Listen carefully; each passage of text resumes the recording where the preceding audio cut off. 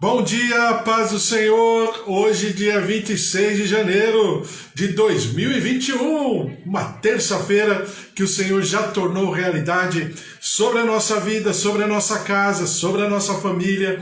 Estamos como quem sonha, porque grandes coisas o Senhor tem feito por nós e por isso nós estamos alegres. Porque a graça, a presença, o mover de Deus tem sido a nossa marca. A pedra de esquina, a rocha eterna, a pedra principal tem sido a nossa base, o nosso fundamento, o nosso alicerce, o nosso porto seguro. Ao Senhor todo louvor, toda honra e toda glória. Bom dia, minha tia Rosália. Bom dia, Rosa Araújo. O Senhor esteja sobre a tua vida, Eva. O Senhor esteja sobre a tua vida também, Carlos. A graça, a presença, o mover de Deus sobre a minha tia Alzira também. Os meus queridos tios e tias, sobrinhos, filhos, netos, genros, noras, a presença, o poder, o mover de Deus sobre a vida dos meus pais também, a vida do seu João, Dona Dária, Dona Nadir, seu Toninho, Bispo Antônio, sua casa, sua família, João, Roseli, Ângela, Deus abençoe, Amanda e familiares, a graça, a presença, o poder de Deus se derramando poderosamente em nome de Jesus. Fábio, Márcia, Luiz Henrique, Dona Efigênia, seu Augusto, filhos, netos, a presença, o poder, o mover de Deus se derramando em nome de Jesus. Kátia, Raquel, o Senhor as abençoe. Magda, Sueli Felintro, Elô, Deus abençoe Eli, Wesley, seus filhos, a presença, o poder, o mover de Deus se derramando sobre cada um de vocês, familiares, lares, tarefas, trabalho, tudo que vocês têm por realizar, por fazerem, por conquistar, por vencerem, o Senhor esteja sobre a tua vida, sobre a tua casa, sobre a tua família, em nome de Jesus. Estamos lendo a palavra do Senhor, hoje não é diferente, estamos em Mateus capítulo 9, já lemos Mateus capítulo 8 inteiro, né? Sobre o médico, e eu coloco na playlist no YouTube assim, o médico sai com seus residentes a campo, que é realmente como eu vejo, né? O Senhor no Sermão da Montanha, Mateus 5, 6 e 7, ele traz a Constituição, ele traz a palavra, ele traz a carta magna do reino.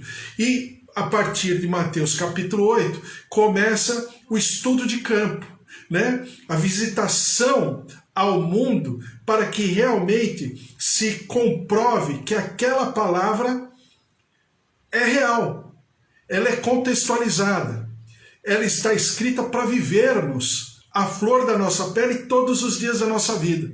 Então começa, né? Agora a gente está no capítulo 9, e falando sobre um tema muito importante, um tema que não a gente não ouve muito falar a respeito, mas isso não significa que não seja tão importante quanto os outros temas, né? Que é a blasfêmia contra o Espírito Santo, que é o pecado contra o Espírito Santo. Então Mateus capítulo 9, versículo 32 diz assim: ao retirarem-se eles, foi-lhe trazido mudo endemoniado, e expelido o demônio. Falou o mudo, e as multidões se admiravam, dizendo: jamais se viu tal coisa em Israel.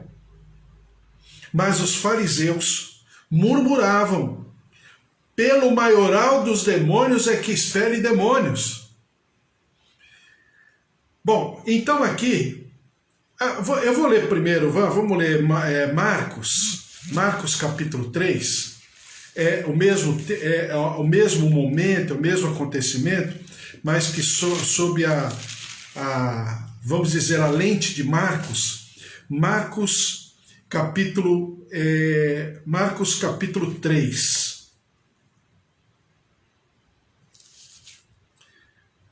Marcos capítulo 3, a partir do versículo 20. Diz assim: então ele foi para casa.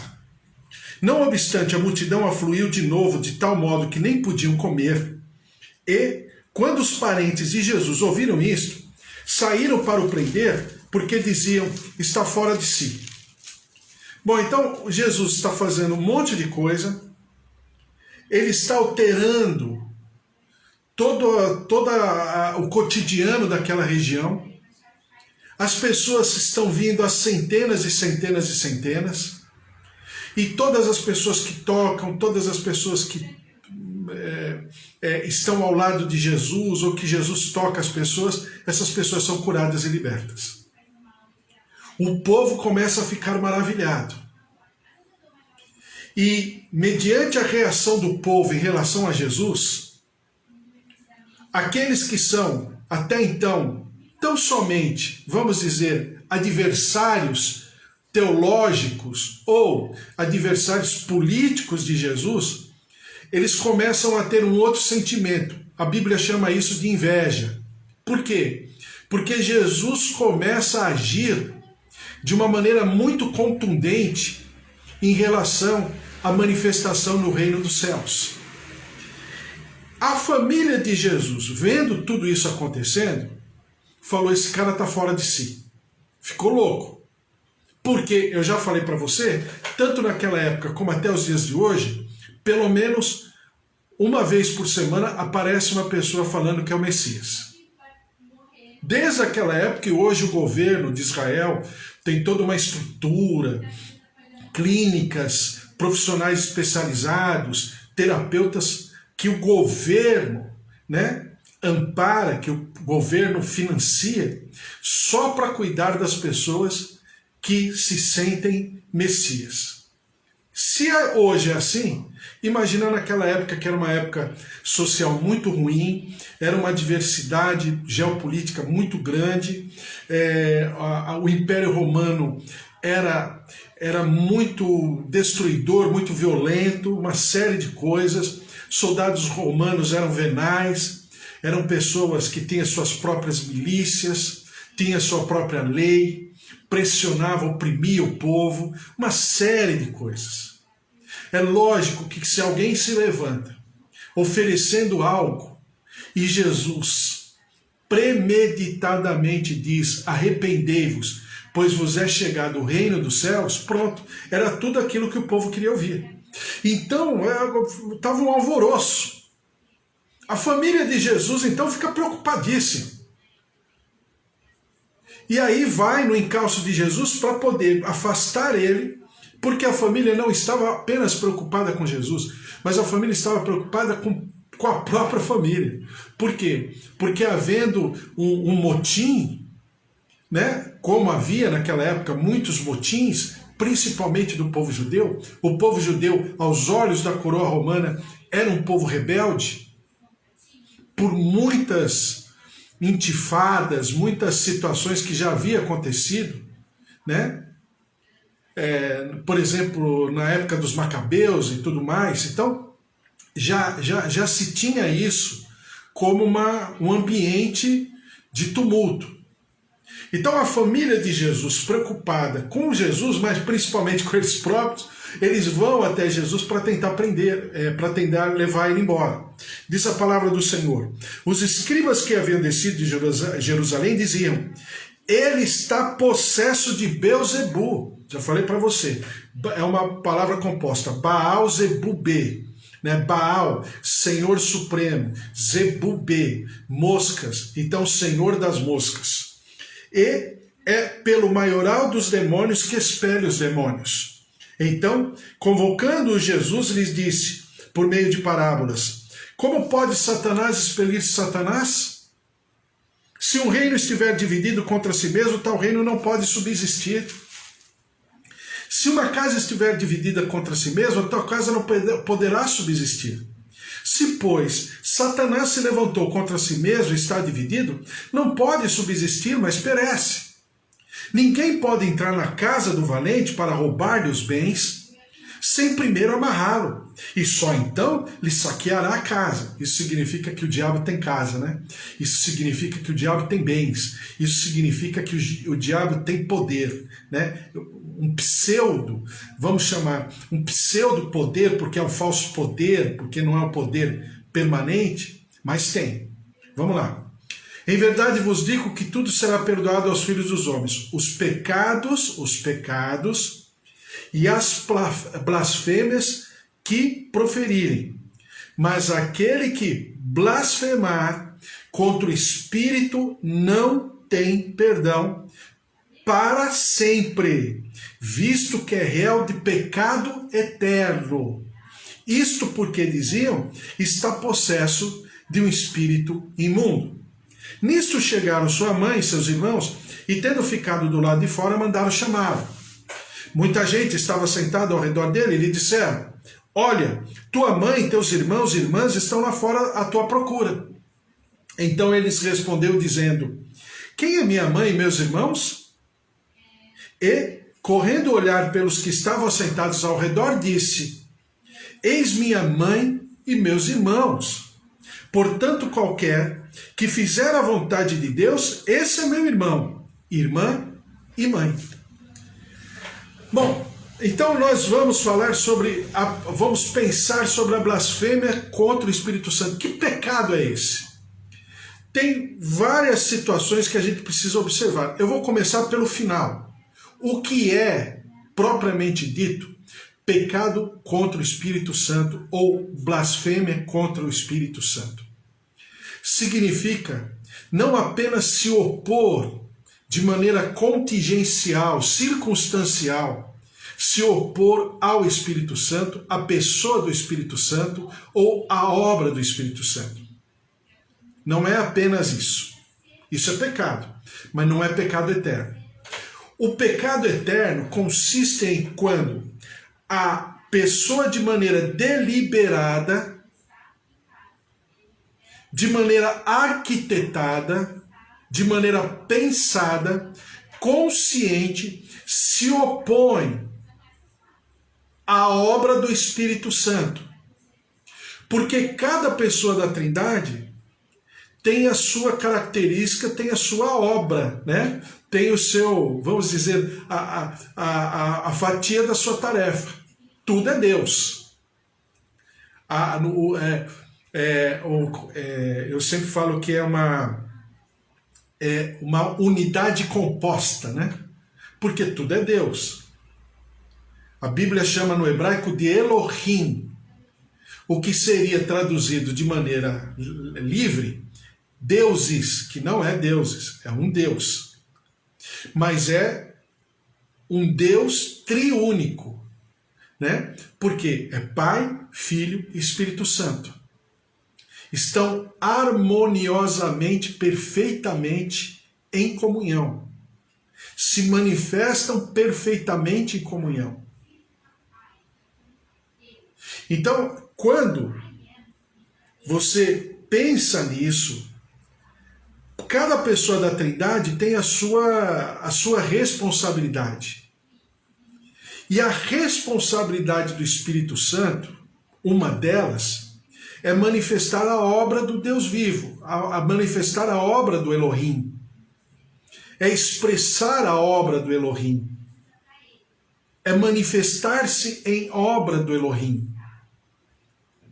Então, quando você lê lá em Gênesis capítulo 1, que a terra era sem forma e vazia, e havia trevas na face do abismo, e o Espírito do Senhor pairava por sobre essa região. E disse Deus: haja luz, e houve luz. Ou seja, o Espírito Santo operacionalizou exatamente aquilo que a Trindade havia estabelecido. Então, blasfemar contra o Espírito é falar de maneira premeditada, de maneira deliberada, contra o agir do Espírito Santo, o manifestar do Espírito Santo, o estabelecer do Espírito Santo, não de maneira pontual, mas de uma maneira, vamos dizer, permanente. Daí ser um pecado eterno. Daí ser um pecado sem perdão. Bom, então, voltando ao texto. Aos textos, né? Lemos Mateus, depois lemos o texto paralelo, que é o texto de Marcos.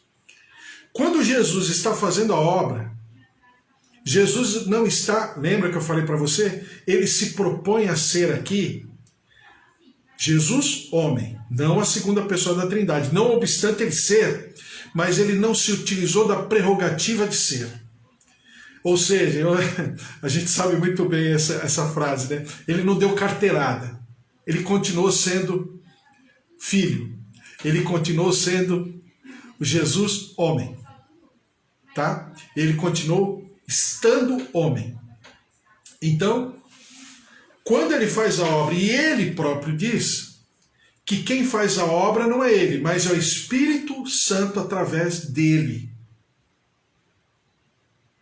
Bom, se é o Espírito Santo que está fazendo através dele, então é o Espírito Santo que tem toda a autoridade, toda a responsabilidade sobre esse momento.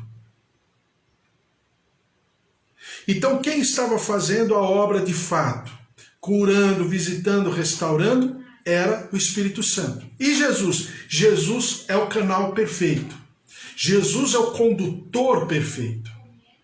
Jesus é através do qual a manifestação plena e perfeita da Trindade se estabelece.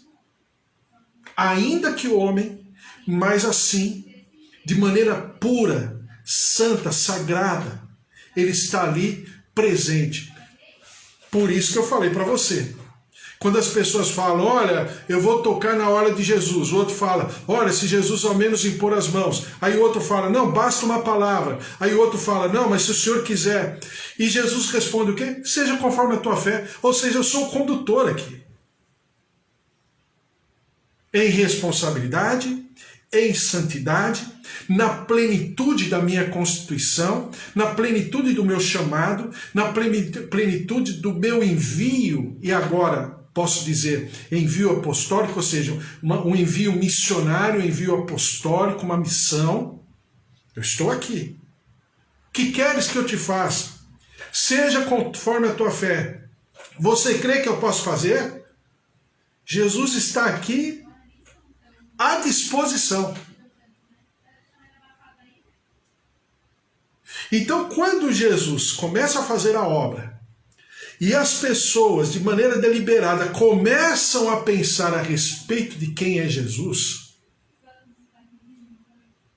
diante de tudo que já havia acontecido, do nascimento de Jesus, dos magos do Oriente que foram conversar com Herodes, Jesus lá no templo aos 12 anos, Jesus se manifestando quando aos seus 30 anos ele é batizado por João Batista, ou você acha que as pessoas não estão vendo tudo que está acontecendo?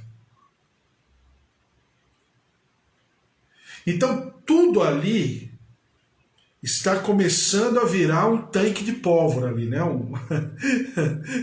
uma região altamente inflamável. E a família de Jesus percebe isso, olha, vai sobrar para nós. A questão aqui está, zelotes, herodianos já se levantaram, já houveram motins, já teve muita morte, não apenas das pessoas que se levantaram contra a coroa romana, porque haviam os terroristas da época, né, as milícias. Parece que Judas Iscariotes fazia parte, ou pelo menos era simpatizante desse grupo, né, que fazia emboscadas, que iam atrás de grupos de romanos e para matar, saquear. Era uma situação muito difícil. Então a família de Jesus já...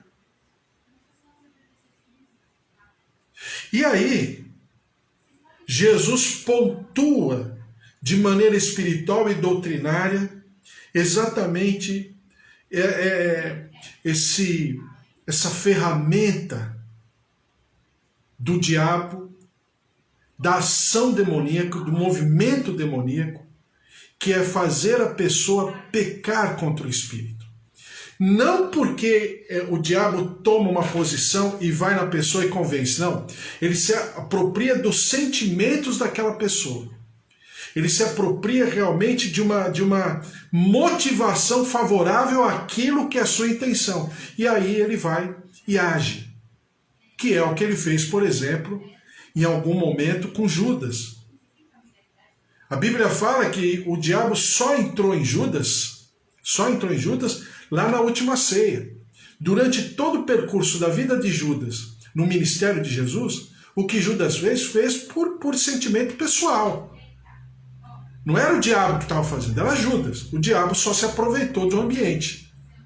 Exatamente o que está começando a acontecer aqui. Por quê? Porque quando eles começam a ver Jesus crescendo, Jesus começando a ficar notório aos olhos da sociedade, falaram, pronto, vai acontecer outro motim. Só que quando acontecia o motim, o Império Romano era muito cruel. E o Império Romano destituía todas as forças e poderes econômicos e políticos e culturais e religiosos da região que estava acontecendo o motim. Só para você ter uma ideia, Caifás era genro de Anás. Anás já foi, no passado, um sumo sacerdote deposto. Exatamente, diz a história, por causa de um motim que havia acontecido há 15 anos atrás. Então, Caifás, na verdade, era o Agora a gente já tem essa... Agora a gente entende o que significa, né? Caifás, na verdade, era o poste de Anás. Na verdade, quem mandava por fora de todo o sistema político-religioso, e só para a gente lembrar, quando eu falei dos grupos religiosos, né? Saduceus, fariseus, herodianos, né? Essênios, zelotes, né? Que eram grupos religiosos, entre aspas, mas eram, na verdade, grupos políticos. Eles faziam mais política do que religião. Você tem nos saduceus o grupo principal, que é o grupo dos sacerdotes. Era o grupo da grana. Olha, para você ter uma ideia, dizem os historiadores que Caifás, na época, embolsava no bolso dele, só no bolso dele, assim, líquido, só de poupança, né? 18 milhões de dólares no dinheiro de hoje, né? 18 milhões de dólares de lucro, pelo movimento das celebrações e das festas da Páscoa. Dizem que somente, praticamente, a festa da Páscoa já dava de lucratividade para o sumo sacerdote 18 milhões de dólares de lucro. Já expliquei para você, né? Tinha o movimento dos animais, porque era uma região de planalto, uma geografia depressiva, acidentada, né? de calcário, de pedras, de areia. Então não tinha como levar um animal a distância que as pessoas percorriam, um animal imaculado, limpo, purificado para oferecer de sacrifício. Então, era necessário ter o comércio. A questão não é ter o comércio em si. A questão era a maneira, o sentimento de como se fazia o comércio. Então, a pessoa ia, comprava o animal para oferecer, né? E esse animal era vendido com ágio, porque não aceitava naquela região uma moeda que não fosse a moeda do templo. E para comprar a moeda do templo havia um ágio monetário, né? Mesmo a moeda romana valia pouco para o templo, então ele já ganhava na mudança de moeda, porque só aceitava uma moeda. Quando comprava o animal vinha com super ágio, porque, entre aspas, era um animal puro, era um animal imaculado, era um animal que havia passado pelo crivo sacerdotal, rabínico. Então tinha todo o movimento comercial. De repente, levanta alguém. Vai acabar a barraquinha. Vai fechar a lojinha. Vocês entenderam? Então nós estamos andando, conversando, entendendo os sentimentos. Eu não entendo a palavra de Deus de outra maneira. que eu não consiga enxergar o que está acontecendo de fato. Então, esses homens falaram, meu Deus, a coisa está ficando preta. Então Jesus começou a atrapalhar. E o que fizeram esses homens? Eu vou ler aqui em João, poderia ler outros textos, mas João ele é muito claro nesse aspecto. João, capítulo 11, versículo 49. Diz assim: Caifás, porém, um dentre eles, sumo sacerdote naquele ano, advertiu-os dizendo, vós nada sabeis, nem considerais que vos convém que morra um só homem pelo povo, e que não venha a perecer toda a nação. Está falando sobre Jesus, né? Ora, ele não disse isto de si mesmo, mas sendo sumo sacerdote, naquele ano profetizou que Jesus estava para morrer pela nação. E não somente pela nação, mas também para reunir em um só corpo os filhos de Deus, que andam dispersos. Desde aquele dia, resolveram matá-lo. Eu ainda quero que você abra em Mateus capítulo 26, versículo 3. Mateus 26, 3.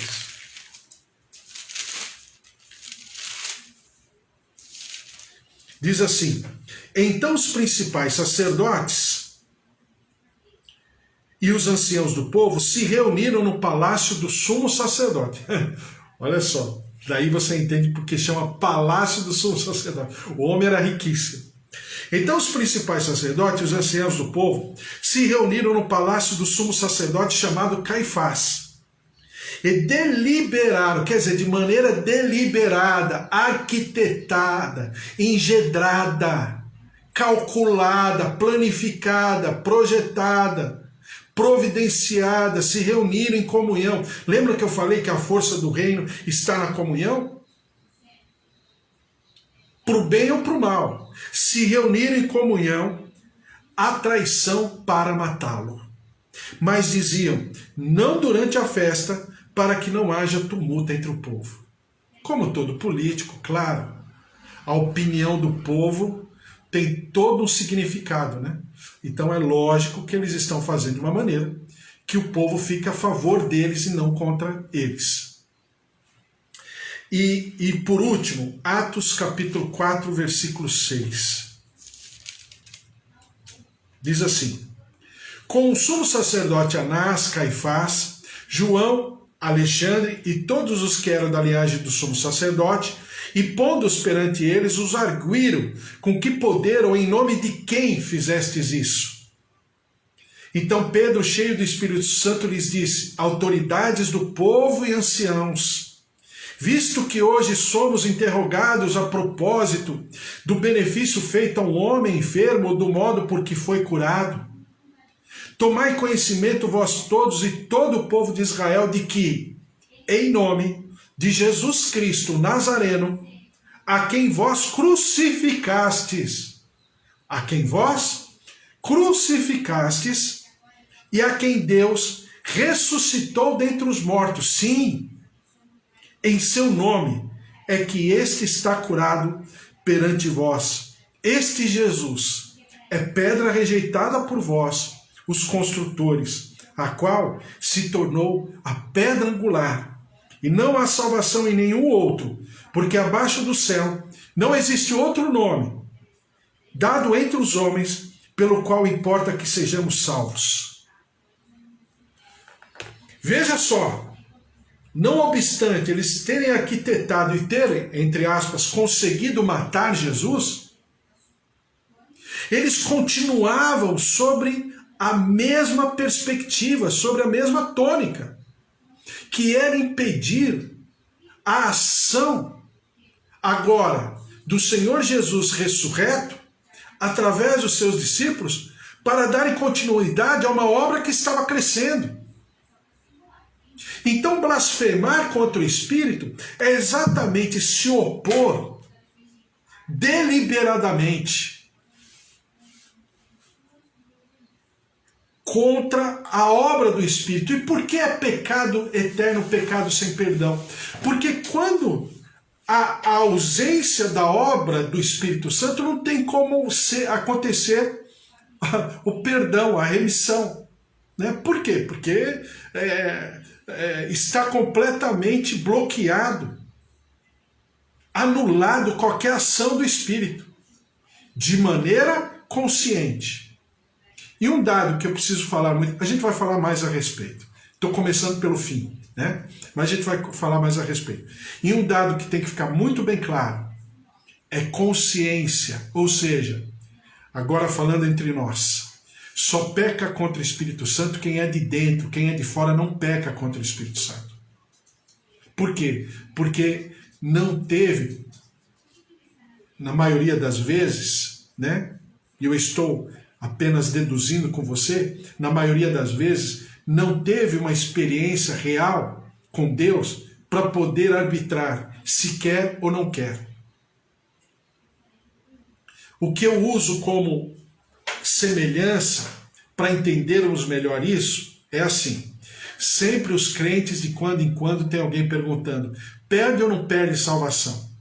O que nós, servos de Deus maduros que pertencemos ao reino, respondemos?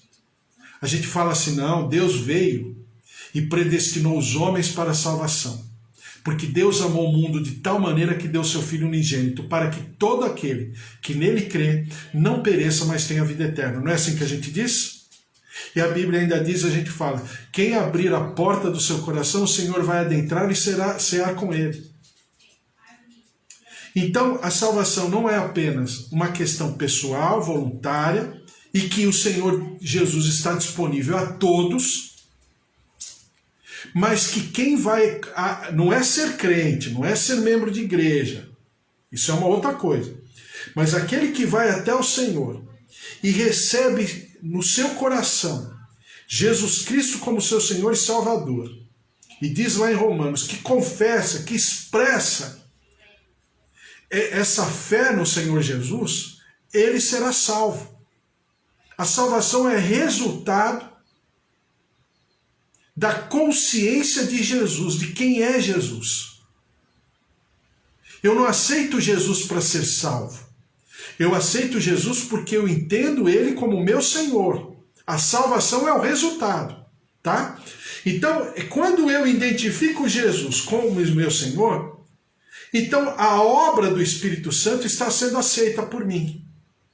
Então quem pode perder salvação? Quem não quiser. De maneira premeditada, de maneira deliberada, conscientemente, a pessoa fala: eu sei, mas eu não quero. Isso é uma coisa. E isso também, por muitas vezes, quando a gente estava falando sobre Mateus, né, sobre oferecer pérolas aos porcos e tal, aquela coisa toda, eu falei para você, né, quantas vezes na nossa vida, até por ignorância, nós fomos cães e porcos, porque rejeitamos o excelente de Deus. Mas o Senhor teve misericórdia e nós fomos alcançados. Quantas vezes tem aquele mover, a palavra, a plenitude, e nós não nos damos conta daquilo que está acontecendo. Ou seja, isso não é pecar contra o Espírito.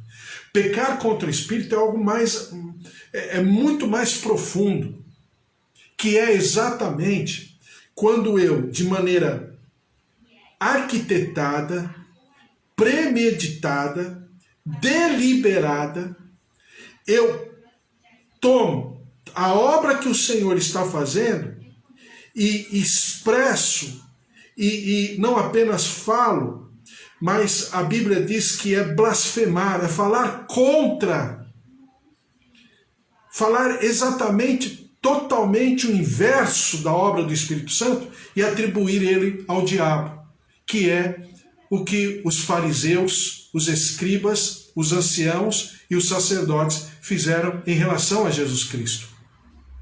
Eles se opuseram. Agora, preste atenção, não foi por ignorância. Eles sabiam quem era Jesus.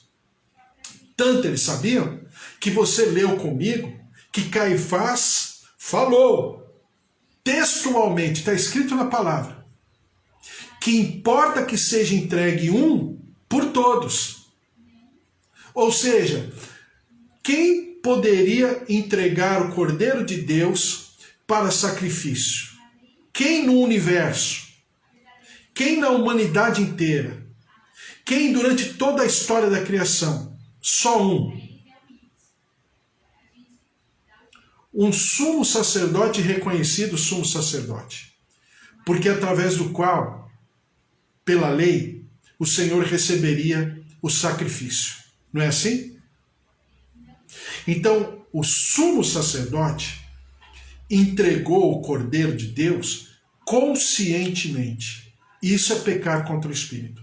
Não a obra de Deus, né? A obra de Deus está de vento em popa, né? Deus não mudou nada do seu plano. Só que o sentimento pessoal daquele sumo sacerdote daquele ano, chamado Caifás, era um sentimento de pecado contra o Espírito. Porque ele, não obstante ter a consciência de quem era Cristo, ele rejeitou deliberadamente a obra que o Senhor Jesus estava fazendo, ou o Espírito Santo estava fazendo através de Jesus Cristo. Certo? Agora que eu comecei do fim para o começo, aí amanhã a gente conversa mais a respeito. Estamos falando sobre a palavra de Deus. É maravilhoso. A presença, o poder, o mover, a plenitude do Senhor. E nós estamos como quem sonha, porque grandes coisas o Senhor tem feito por nós e por isso nós estamos alegres. Nossa família, nossos queridos, nossos filhos, netos, sobrinhos, tios, avós, pais, marido, esposa, ao Senhor toda a honra e toda a glória em nome de Jesus. Vamos orar? Sabe por quê? Eu vou ler aqui em Hebreus, capítulo 5.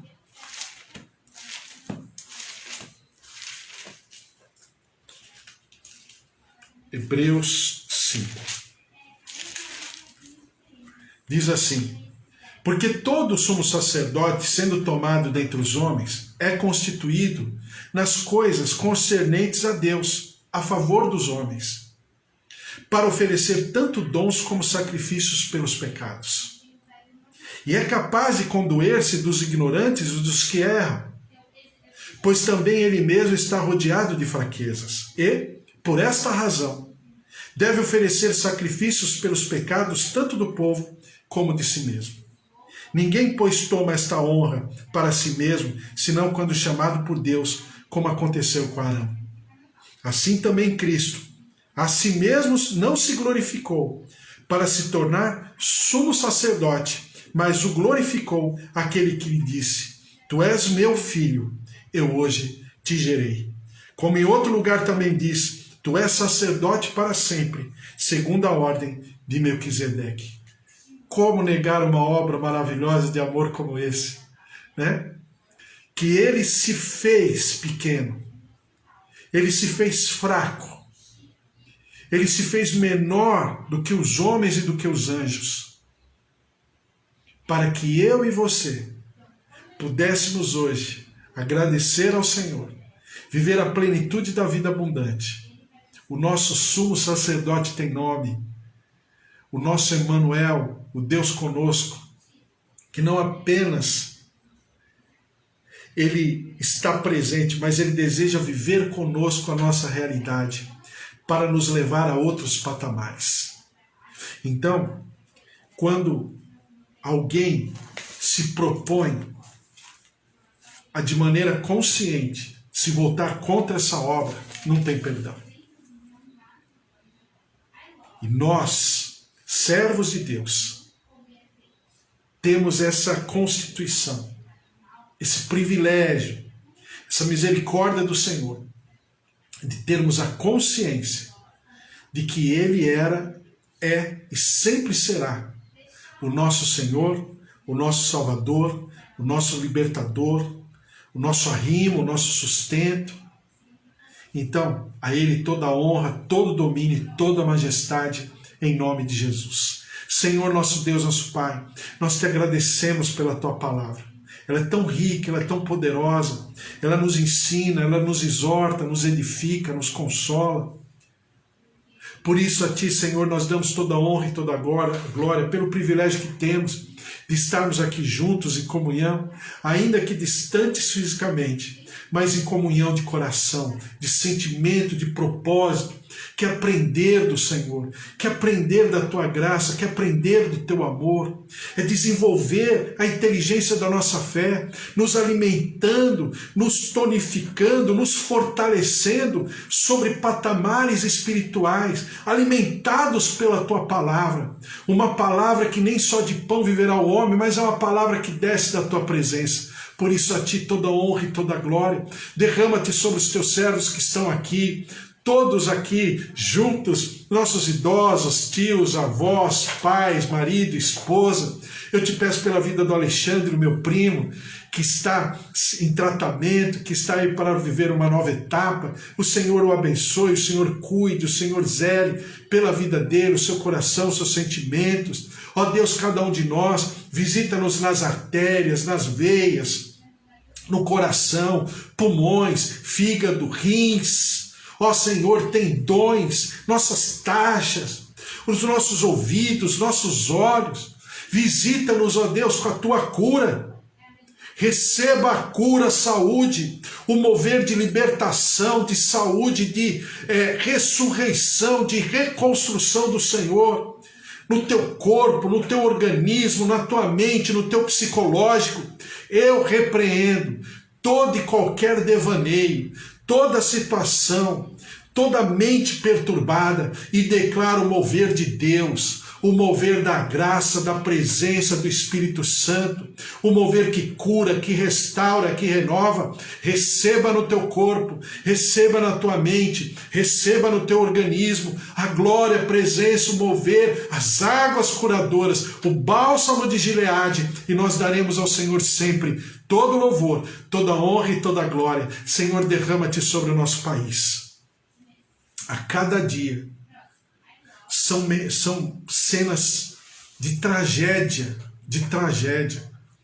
Aquelas pessoas, Senhor, tem misericórdia, carregando balão de oxigênio em fila, porque os seus doentes, seus familiares estão sem respirar, sem oxigênio. Tem misericórdia, uma terra tão rica, um país tão maravilhoso, de paisagens, de águas, de florestas, de fauna, de flora, de tantas coisas. Vivendo essa situação limítrofe. Deus de maravilhas, toca na vida do nosso povo, da nossa terra, tem misericórdia. Ó Deus, perdoa-nos no nosso pecado, na nossa transgressão, na nossa tristeza, na nossa angústia, na nossa impotência, mas também na nossa omissão, na nossa transgressão, na nossa iniquidade. Perdoa-nos como povo brasileiro, como sociedade brasileira, e ao mesmo tempo derrama-te com a tua justiça, com o teu juízo. Ó Deus, essas pessoas venais, esses agentes públicos, que ficam fazendo falcatrua e corrupção a todo momento e toda hora, por tudo e por todos. Tem misericórdia, coloca a tua mão, Deus de maravilhas, perdoa-nos, liberta-nos, restaura-nos, sara-nos. E nós daremos ao Senhor sempre todo louvor, toda honra e toda glória. Porque esse país tem um proprietário, porque esse país tem o dono, e feliz a nação cujo Deus é o Senhor. Ele é o nosso Deus, Ele é o nosso Senhor, Ele é o nosso Salvador. Por isso, ó Deus, derrama-te sobre a nossa terra, e nós daremos sempre ao Senhor todo louvor, toda honra e toda glória, em nome de Jesus. Amém. Amém. Glória a Deus, que o amor de Deus Pai, a vida vitoriosa em Jesus Cristo e as consolações do Espírito Santo da promessa estejam sobre a tua vida, sobre a tua casa, sobre a tua família, sobre os teus queridos, e não te falte o óleo da unção, o óleo da vida abundante em Jesus Cristo, porque ninguém te pode separar do amor de Deus, nem o passado, nem o presente, nem o futuro, nem a morte, nem a vida, nem anjos, nem demônios, nada, porque você está atrelado, conectado, amalgamado em amor a Deus, através de Jesus Cristo, o autor e consumador da tua fé. Porque se Deus é por nós, quem será contra nós? Se o Senhor é o nosso pastor, de nada nós teremos falta. Que o Senhor te abençoe. Você tem uma terça-feira maravilhosa. Amanhã, quarta-feira, 10 horas da manhã, estou de volta. Um beijo para vocês. Fiquem na paz. Tchau, tchau.